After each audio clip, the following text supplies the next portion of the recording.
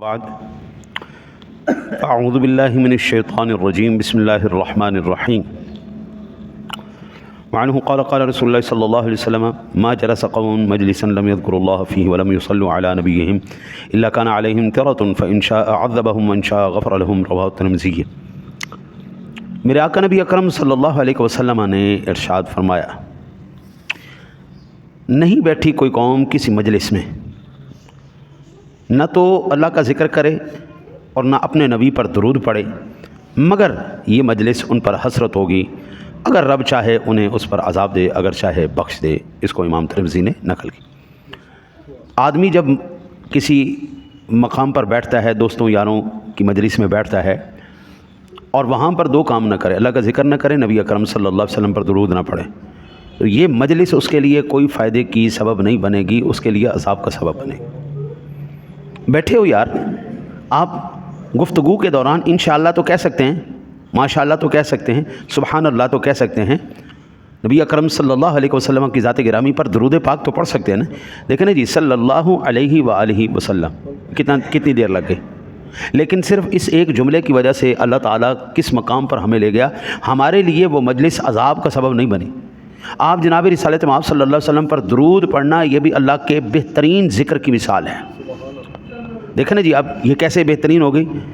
عام روٹین میں جو درود پاک پڑھا جاتا ہے، ہمارے اہل سنت جو پڑھتے ہیں الصلاۃ والسلام علیک یا رسول اللہ، یہ اہل سنت پڑھتے ہیں۔ جو ہمارے دوسرے بھائی ہیں وہ پڑھتے ہیں اللہم صلی علی محمد وعلی آل محمد، ٹھیک ہے نا جی، اللہم صلی علی، یہ الصلاۃ والسلام علیک یا رسول اللہ، رسول بھی آ گیا، اللہ کا بھی آ گیا، ادھر اللہم صلی علی محمد آ گیا، یعنی حضور کا ذکر بھی آ گیا، اللہ کا ذکر بھی آ گیا، دونوں کا ذکر ہو گیا۔ پھر ہم کہتے ہیں صلی اللہ علیہ وآلہ وسلم، آپ کی سرکار کی آل کا ذکر بھی آ گیا۔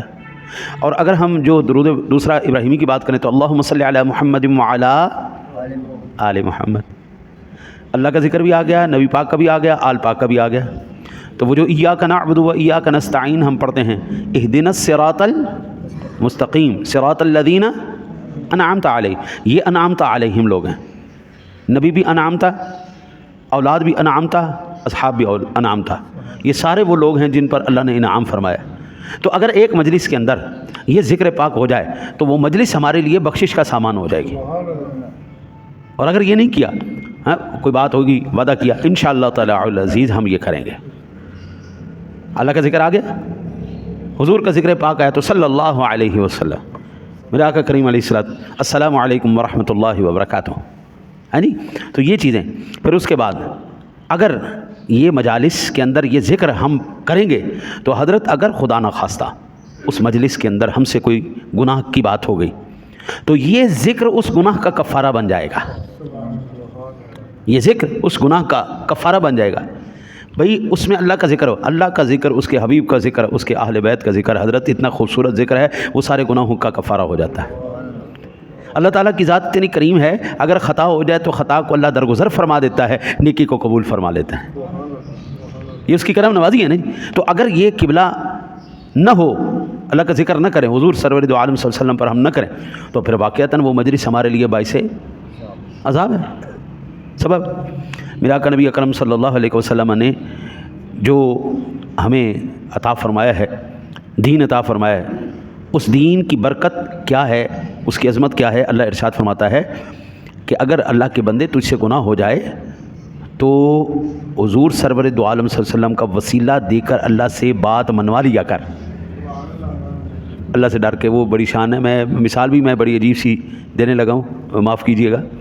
دنیا کے افسر سے کام کروانا رشوت کے بغیر نہیں ہوتا، آج موٹا سا اصول ہے جی، اللہ سے ڈر کے، اللہ سے ڈر کے، اللہ سے کام کروانا ہے تو حضور کا وسیلہ دے کے کروانا پڑے گا۔ ہاں جی، آدم علیہ نبی علیہ الصلوۃ، بس اللہ سے ڈر کے میں نے عجیب سی مثال دی ہے سمجھانے کے لیے۔ اگر اللہ سے بات بنوانی ہے تو حضور کا وسیلہ دینا پڑے گا۔ قرآن کہتا ہے وَلَوْ أَنَّهُمْ إِذْ ظَلَمُوا أَنفُسَهُمْ جَاءُوكَ فَاسْتَغْفَرُوا اللَّهَ وَاسْتَغْفَرَ لَهُمُ الرَّسُولُ لَوَجَدُوا اللَّهَ تَوَّابًا رَحِيمًا۔ جب تو میرے رسول کے وسیلے سے آئے گا، میرا رسول تیری سفارش کرے گا تو اللہ کو بہت زیادہ توبہ قبول کرنے والا پا لے گا تو، توابا رحیمًا، اعلیٰ سپرلیٹو ڈگریاں، توابا رحیمًا، چھوٹا موٹا رحیم نہیں، بہت زیادہ رحم کرنے، بہت زیادہ توبہ قبول کرنے والا پالے گا۔ آدم علیہ نبینا علیہ الصلوۃ والسلام 350 سال تک آپ روتے رہے۔ 350 سال کے بعد جس وقت انہوں نے جناب رسالت مآب صلی اللہ علیہ وسلم کا وسیلہ دیا، اللہ نے آپ کی توبہ کو قبول فرما لیا۔ آج میں مزے کی بات، یہیں پہ بات ختم ہے۔ یہ کیا اس کو کہتے ہیں، یہ جو پرانی چیزیں، آرکیالوجسٹ میرا خیال ہے پرانی چیزیں جو تلاش کرتے ہیں، آثار قدیمہ، انٹیک نہیں، آرکیالوجسٹ کہتے ہیں ان کو، انٹیک تو یونیک چیز کو کہتے ہیں نا جی۔ اور یہ جو چیزیں دریافت کرتے ہیں پرانی چیزیں، ہاں آثار قدیمہ والے، ٹھیک ہے نا جی، یہ جتنے بھی ہسٹورینز ہیں، اسٹرالوجی والے کرنے والے، یہ سارے انہوں نے نا جی حضرت سیدنا نوح علیہ نبینا علیہ الصلوۃ والسلام کا بیڑا، وہ جو طوفان نوح کے وقت انہوں نے بنایا تھا، وہ دریافت کر لیا۔ اس کی نیٹ کے اوپر پوری تفسیریں موجود ہیں، تمام تفسیریں۔ انہوں نے ایک چیز بڑی حیران کن دیکھی، اور میں قربان جاؤں اس مالک قادر قدیر رب کی قدرت کے، پورا بیڑا جو ہے وہ باقی سارا غائب ہو گیا، اس کا اوپر والا حصہ باقی رہ گیا، اور وہ جو اس کی شیپ بنی ہوئی تھی وہ باقی رہ گئی، اور اس کے جو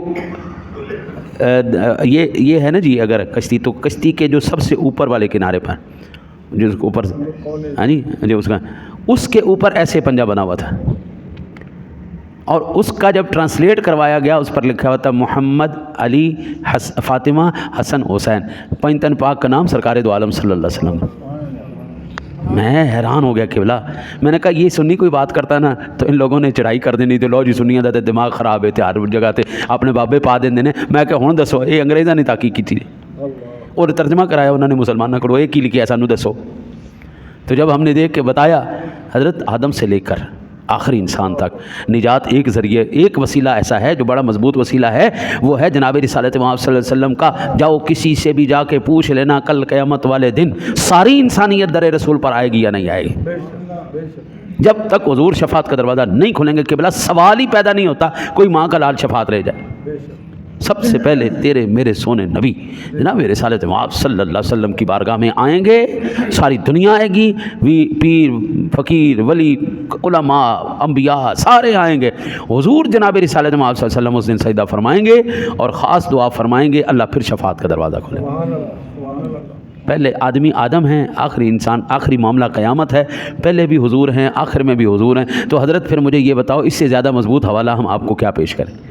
تو اب اگر اس ہستی کے اوپر آپ درود پڑھیں تو یہ کیسے ممکن ہو سکتا ہے آپ کی وہ مجلس آپ کے لیے عذاب کا سبب بن جائے، بلکہ وہی مجلس آپ کے گناہوں کا کفارہ بن جائے گی۔ اللہ سے دعا، اللہ آپ کو مجھے عمل کی توفیق عطا فرمائے۔ اللہم صلی علی سیدنا و مولانا